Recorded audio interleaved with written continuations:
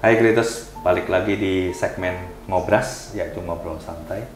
Pada kesempatan ini luar biasa kami mendapatkan tamu spesial, ya. Pada kesempatan ini kita juga tidak membahas universitas seperti biasa-biasanya, tapi lebih ke arah wadah organisasi keagamaan. Dalam hal ini yang akan kita ulik dari tamu saya yang spesial ini, yaitu organisasi keagamaan Katolik di Tiongkok. Mungkin tamu saya silakan kalau mau memperkenalkan diri dulu. Thank you, Ko. Halo Critters, saya Felix. Saya berasal dari Universitas Beijing Institute of Technology, atau mungkin kalian pernah dengar Beijing Lichong Daxue. Saya di situ berkuliah dengan jurusan Computer Science and Technology, sekarang tahun keempat. Dan saya kebetulan diberi amanah tahun ini, mulai dari tahun 2023 sampai 2024, untuk menjadi ketua KKI Beijing. KKI Beijing itu adalah kependekan dari Keluarga Katolik Indonesia Cabang Beijing. Oke, thank you for the introduction, Felix. Jadi kita lebih kepingin tahu bahwa apa yang kita obrolin ini bisa memberikan insight kepada mereka, calon mahasiswa ataupun orang tua, bahwa katanya kalau di China itu nggak bisa beribadah dan lain sebagainya. Makanya kita hadirkan Felix ini untuk kita ngobrol. Saya kepingin masuk, Felix. Apa sih KKI Beijing itu? Jadi KKI Beijing itu lebih ke arah wadah komunitas, atau kalau yang di sini dibilang keluarga kedua komunitas, mungkin istilahnya berbeda-beda tapi tujuannya sama. Untuk mewadahi teman-teman yang yang rindu untuk, kalau kita bisa bilang, untuk beragama, untuk melaksanakan kegiatan ibadah, tapi tidak punya barengan. Nah, ini adalah wadah supaya teman-teman yang masih rindu itu dapat melakukannya bersama-sama. Dan juga mungkin dalam prosesnya saling menguatkan, saling belajar, saling dapat ilmu baru. Betul. Felix, kalau nggak salah ada KKI Tiongkok ya? Ya, KKI Tiongkok itu lebih ke arah organisasi yang kita baru canangkan tahun ini. Oke. Jadi karena sebelumnya belum ada, sebelumnya masih KKI di kota masing-masing, dan bahkan mungkin ada kota yang belum ada. Tapi tahun ini untuk memfasilitasi kota-kota yang belum dapat kebagian komunitas ini, kita berencana bikin KKI Tiongkok ini. Cuman untuk detail persisnya masih sambil kita rencanakan, masih sambil kita bahas bersama dengan kota lain. Tapi tujuannya yang utama lebih untuk memfasilitasi teman-teman yang nanti masuk ke sekolah yang istilahnya di kota yang tidak terlalu besar. Kan memang mungkin agak susah nanti cari temennya, cari gerejanya agak susah. Nah, tujuannya KKI Tiongkok ini untuk membantu teman-teman yang di sini. Oke. Jadi mungkin kan kalau kita berbicara, seingat saya katedral itu banyak kan di China ya. Rata-rata kota besar ada kan ya? Kota besar pasti ada. Oke. Kota besar. Ya. Di Beijing sendiri ada berapa? Beijing katedral yang saya tahu satu, itu North Cathedral. Oke. Kalau gereja Katolik yang masih aktif setidaknya ada 5. Oke, jadi setidaknya ya ada cukup 5. banyak ya. Cukup banyak. Seingat saya ada satu yang di Wangfujing, itu bukan? Yang di Wangfujing terakhir saya cek belum buka lagi, tapi ada. Oke, itu bagus banget soalnya spot foto banyak orang, iya kan? Di sana tuh gereja tuh kalau yang besar itu memang juga setengah jadi tourist destination. Kalau gereja yang besar, karena memang pada dasarnya ya gereja-gereja tersebut juga sejarahnya panjang. Contoh North Cathedral saya bilang tadi, yang itu istilahnya base camp untuk anak-anak KKI Beijing dan juga anak-anak Indonesia lain, itu sudah 300 tahun. Wow. 320 tahun. 2023 kemarin anniversary mereka yang 320. Oke. Karena seingat saya, kebetulan aku Katolik juga, Felix. Saya pernah ikut misa satu kali yang di dekat Sogo. Itu besar juga katedralnya.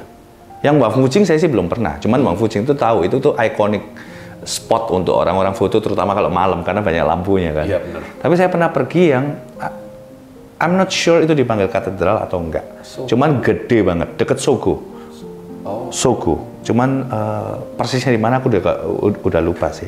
Well, anyway. Kegiatan apa aja teman-teman KKI Beijing? KKI Beijing untuk sekarang ini fokus kegiatannya lebih untuk membangun, ya tadi, kan ini adalah sebuah komunitas. Untuk tahun ini fokusnya adalah memperkuat relasi antar anggota komunitas supaya kita itu internal kita tuh kuat. Bukan fokus secara organisasi, tapi lebih ke kekeluargaan, relasi antar teman dan bisa saling percaya, itu yang saya kejar untuk tahun ini. Oke. Karena mengingat tantangan selama online. Oh ya, online itu susah sih. Mengingat tantangan selama online dan tiba-tiba transisi ke offline, ada banyak tantangan baru yang tiba-tiba muncul. Jadi komunitasnya itu ibaratnya setengah diriset. Oke. Setengah diriset. Setengah di riset, jadi makanya saya back to basic lagi. Komunitas ini harus kuat internalnya dulu, relasinya harus kuat dulu, baru nanti setelah itu kita melayani keluar. Total berapa orang sekarang nih timnya? Untuk yang panitia ya, untuk yang panitia sih ada 20-an. Wow, ya lumayan banyak ya, lumayan banyak. Nah, ibadah mingguan tentu loh pastinya ya. Pasti. Misa katakanlah ya, misa kan ya. Itu pakai bahasa apa Felix misalnya? Mandarin. Untungnya di Beijing ada satu misa bahasa Inggris. Oke, di hari Sabtu atau Minggu? Hari Minggu jam 11 di North Cathedral. Oke, nah kalian kan pasti ibadah ke sana, maksudnya ikut misa di sana Minggu jam 11 siang itu. Banyak nggak siswa Katolik pelajar Indonesia yang di Beijing join? Meskipun memang kadang naik turun karena ada ujian, Iya. kan memang tak terhindarkan kadang. Tapi kalau misalnya saya sendiri yang kebetulan tinggalnya di dekat gereja itu, jadi saya rutin ke sana. Setidaknya setiap minggu itu ada puluhan. Oke, bagus deh. Oke. Kita supaya berharap juga melalui wadah KKI Beijing ini juga bisa meningkatkan animo antusias siswa lagi untuk ikut misa mingguan lah ya. Terutama apalagi sekarang misanya pakai bahasa Inggris gitu. Saya dulu cerita pengalaman pribadi, saya pernah masuk ikut misa di Hangzhou, di katedral di Hangzhou, tapi nggak lihat timetable, ya kan, nggak cek Google, nggak cek Baidu, masuk misanya pakai full Mandarin, selesai Felix. Taunya cuma amin doang. Lainnya nggak ngerti. Unik memang perasa ikut misa bahasa Mandarin itu. Iya, iya. Nah, teman-teman misalnya di KKI Beijing, apakah ada juga misalnya persekutuan doa, terus doa rosario? Ada. Bersama maksudnya? Untuk persekutuan doa, ideally kita memang berencana adakan sebulan sekali. Nice. Cuman memang saya sebagai saya kan juga siswa, saya juga realistis. Kalau misalnya memang situasi tidak memungkinkan, saya juga tidak memaksa teman-teman. Ya. Sebagai siswa kan juga kadang melihat, saya juga siswa, saya juga tahu. Maksudnya dalam arti, kalau ujian lagi banyak, lagi tugas ini, lagi itu banyak, saya tidak memaksa teman-teman untuk adakan kegiatan. Untuk Rosario, ya bulan Rosario kita setiap minggu adakan Rosario bersama. Oke. Nah, memang di tengah kesibukan anak-anak kan, tapi biasanya kan kira-kira udah tahu mid semester exam, final exam kan udah tahu ya. Ya kita sih berharap kalau kalian bisa membuatnya itu sebagai lebih rutin ya, supaya ya paling nggak anak-anak tergerak dan juga seperti itu. Nah, di North Cathedral yang kalian sering pergi itu kan ada misa pakai Inggris. Romonya orang mana? Terkadang romo dari Chinese yang bisa bahasa Inggris, atau sekarang ini ada satu romo di station di sana tuh dari Spanyol kalau tidak salah. Spanyol? Spanyol. Oke, dari Spanyol ya? Dari Spanyol. Oke. Jadi kalau walaupun romonya Chinese, tentu romonya juga misalnya pakai Inggris ya? Benar. Komunitas yang paling banyak orang di sana yang datang jemaahnya? Sesuai bahasa. Oke. Kalau yang Chinese pasti ikut Chinese. Untuk yang Inggris ini sebenarnya lebih menunjukkan ke seperti apa sih situasi foreigner di Beijing. Jadi kalau melihat dari umat yang datang di misa bahasa Inggris, foreigner di Beijing itu kebanyakan pekerja-pekerja yang stay di Beijing. Oke, with family ya tentunya ya. With their family. Oke, menarik sih. Nah, ngomong-ngomong ada romo asli Chinese, ada sekolah seminari tadi sana? Ada. Oh ya? Di daerah Tasing. Oke. Buat yang pernah melihat peta Beijing, tahu daerah Tasing. Bandara yang baru? Daerah sebelumnya bandara baru. Oke. Daerah sebelumnya bandara yang baru. Iya. Itu ada seminari tinggi. Oke, jadi ada ya? Ada. Nah, intinya Greatest China itu tidak melarang Anda memeluk agama, tidak melarang Anda menjalankan ibadah sesuai dengan agama maupun keyakinan. Benar. Tapi yang tidak boleh itu menyebarkan agama dan beribadah tidak pada tempatnya. Jadi selama Anda berada di kayak katakanlah katedral, ada juga gereja Kristen, yang Muslim juga ada masjid, dan masjid di Beijing terkenal sekali loh itu. Benar. Waktu Jokowi kunjungan, Presiden Jokowi kunjungan ke Beijing, beliau visit juga ke masjid yang namanya New Jie itu. Jadi intinya kebebasan agama di China itu boleh gitu loh, nggak ada masalah. Selama tempatnya yang benar. Iya, karena cuman di sini stigmanya katanya, waduh kayaknya gereja itu harus underground. Kalau kamu ibadah, tiba-tiba datang sekompi polisi yang tangkepin kamu dan lain sebagainya. Nah, itu kan kenyataannya kan enggak. Selama memang tempat ibadah itu punya izin, nggak usah khawatir. Ya, menarik sih. Ke depan apa kira-kira rencana? Ataupun rencana jangka pendek yang sudah ada di depan mata nih? Event apa yang paling dekat? Oh, event terdekat kita ada Paskah. Oh, Easter? Easter. Oke, perayaan Paskah. Benar. Oke.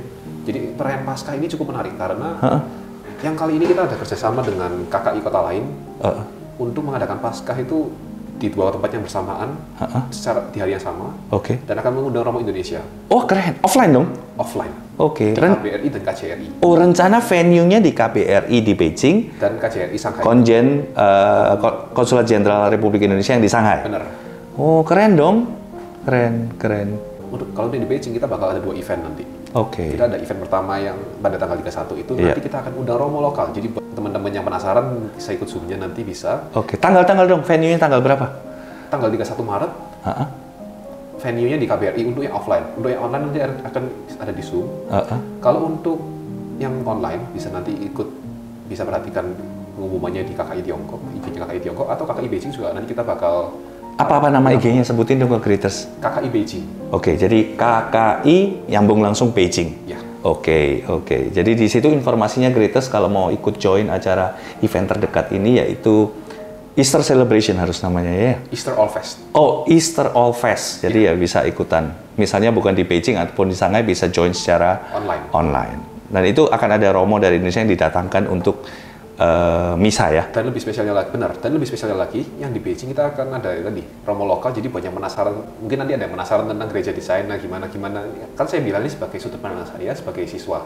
Nice. Nanti ada romonya langsung, romo lokal yang kami undang. Oke. Jadi ada pertanyaan-pertanyaan bisa langsung ke romonya. Tapi pakai bahasa Inggris kan? Benar. Bahasa Inggris. Saya akan mendorong bahasa Inggris. Tapi misal bahasa Inggris belum terlalu lancar, jangan khawatir. Kita juga dari tim kita ada translator. Wah, keren.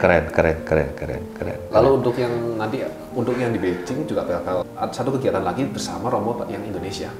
Oke, nice. Ya, aku ke depan saya Great Wall dan tim mendoakan supaya wadah seperti ini, terutama KKI Beijing, Felix sebagai ketua, dan juga KKI di kota-kota lain, termasuk KKI Tiongkok, kita berharap Anda lebih terus semangat untuk bikin acara yang sifatnya memang benar-benar positif, dan kedua bisa membuka KKI di kota-kota lain, Felix. Kota-kota lain. Kan pelajar Indonesia tersebar di seluruh banyak kota yang di Tiongkok kan. Jadi sehingga kalau bisa ada KKI lain itu akan juga lebih seru. Seperti itu. Oh, saya lupa ada KKI Xi'an. Oh iya, satu lagi. Benar, Xi'an juga ada. KKI Xi'an, ya. Nah, harapannya adalah yaitu sekalian semakin gede, semakin bisa berkembang, membawa dampak ataupun efek yang sangat positif untuk pelajar Indonesia yang saat ini berkuliah di Tiongkok. Karena kita percaya adalah Anda di usia, ya katakanlah seorang mahasiswa itu adalah usia 17, 18, 19, 20, 23 ini ya usia-usia yang memang boleh jauh dari orang tua tapi tidak boleh jauh dari Tuhan. Gitu. Mungkin Felix sebelum mengakhiri ada short closing statement yang mau disampaikan? Ada, mungkin secara singkat saya cuma mau bilang, saya dulu pertama mau berangkat ke China juga sempat khawatir, gimana sih bisa beragama di sana? Tapi setelah saya lihat langsung, saya juga gabung organisasinya, bahkan sekarang jadi ketua KKI, saya cuma berpesan untuk orang tua dan siswa yang akan berangkat ke China, jangan khawatir untuk masalah beribadah di China, kita bisa kok studi dan ibadah secara bersamaan. Yang penting lakukan dengan cara yang benar, dalam arti tadi kita ke gerejanya yang sudah ditentukan, yang sudah ada izinnya. Kalau sudah gitu sudah tidak usah khawatir masalah yang stigma digerebek sudah nggak usah khawatir. Kalau gerejanya ada izin tuh aman. Oke, dan mungkin saya tambahan juga untuk para calon siswa dan orang tua ataupun siswa yang sekarang saat ini aktif berada di Tiongkok berkuliah dan kemudian kebetulan beragama Katolik, jadikanlah KKI ini sebagai komunitas ataupun bisa disebut sebagai second family dari individual siswa masing-masing. Thank you Felix atas waktunya. Thank you kok. Kita ketemu di Beijing ya habis gini ya, soon Siap. ya. Oke then, bye Greaters.